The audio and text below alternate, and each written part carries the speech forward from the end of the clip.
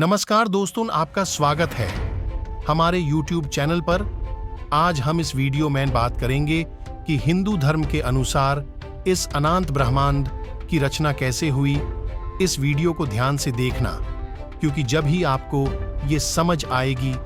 So let's begin with videos title. Hindu धर्म के अनुसार ब्रह्मांड की रचना कैसे हुई। हिंदू धर्म में अनंत ब्रह्मांड की रचना को ब्रह्मांड सृष्टि कहा जाता है और इसका विवेचन वेदों, उपनिषदों और पुराणों में मिलता है। सृष्टि का विषय समृद्धि, स्थिति और प्रलय से जुड़ा होता है। अनुष्ठान की शुरुआत में ब्रह्म नामक परमात्मा अव्यक्त रूप से विद्यमान होते हैं। उनका इच्छा शक्ति से ब्रह्मांड की रचना होती है। वेदों में इसे तपसा एति ब्रह्म कहा गया है, जिससे सृष्टि की प्रक्रिया प्रारंभ होती है। ब्रह्म की इच्छा शक्ति से अव्यक्त से व्यक्त रूप में ब्रह्मा, विष्णु और शिव नामक त्रिमूर्ति उत्पन्न होते हैं। ब्रह्मा सृष्टिकर्ता, विष्णु स्थितिकर्ता और शिव प्रलयकर्ता के रूप में विविध भूमिकाओं में आत्मत्रय होते हैं। ब्रह्मा के ध्यान से सृष्टि का आरंभ होता है, जिसमें 4 युग और अनंत लोक शामिल होते हैं। विष्णु सृष्टि की स्थिति बनाए रखते हैं, जबकि शिव प्रलय का कारण बनते हैं और सृष्टि को पुनर्सृष्टि के लिए तैयार करते हैं। यह ब्रह्मांड अनादि है, अर्थात इसका आरंभ और अंत अविनाशी है।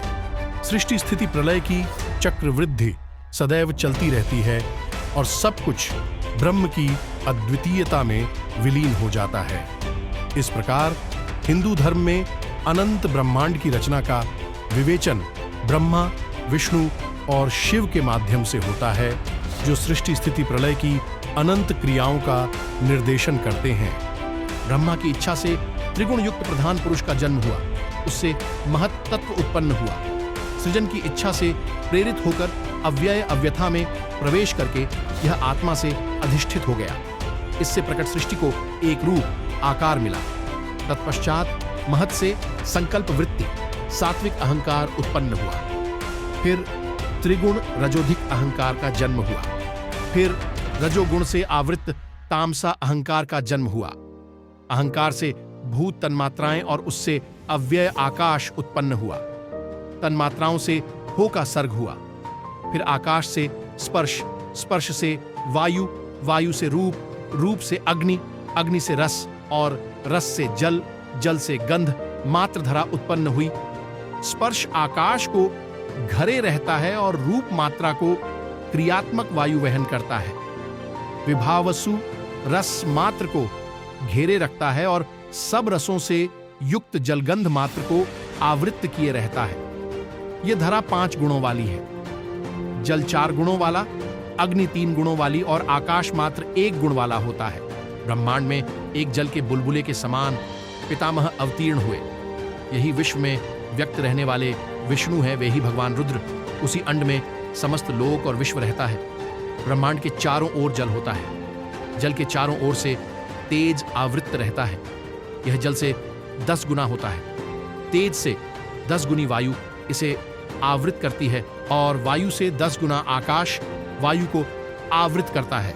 अहंकार आकाश को घरे रहता है और महत् तत्व के प्रधान तथा शब्द हेतु स्वयं आवृत्त होता है। इस प्रकार यह ब्रह्मांड मुख्यतः 7 आवरणों से युक्त है। आज की भाषा में इसे कहें तो हमारी धरती पर जल तत्व की मात्रा अधिक है, अर्थात यह धरती जल से घिरी हुई है। प्रारंभी में यह जल से ही ढकी हुई थी। जल से भी अधिक इस धरती पर वायु तत्व विद्यमान है, अर्थात संपूर्ण जल राशि और धरती को वायु ने अपने घेरे में ले रखा है।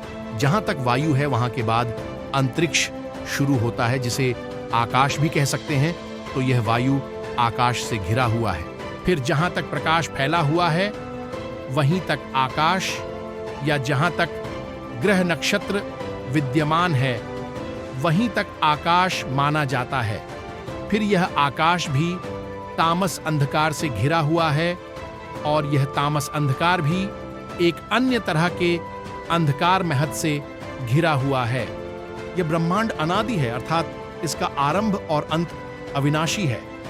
सृष्टि स्थिति प्रलय की चक्रवृद्धि सदैव चलती रहती है और सब कुछ ब्रह्म की अद्वितीयता में विलीन हो जाता है। इस प्रकार हिंदू धर्म में अनंत ब्रह्मांड की रचना का विवेचन ब्रह्मा, विष्णु और शिव के माध्यम से होता है, जो सृष्टि स्थिति प्रलय की अनंत क्रियाओं का निर्देशन करते हैं। तो इस वीडियो में हमने जाना कि हिंदू धर्म के अनुसार इस ब्रह्मांड की रचना किस प्रकार हुई।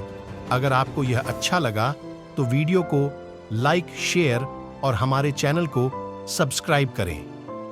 धन्यवाद। हरे कृष्ण हरे राम, जय हनुमान।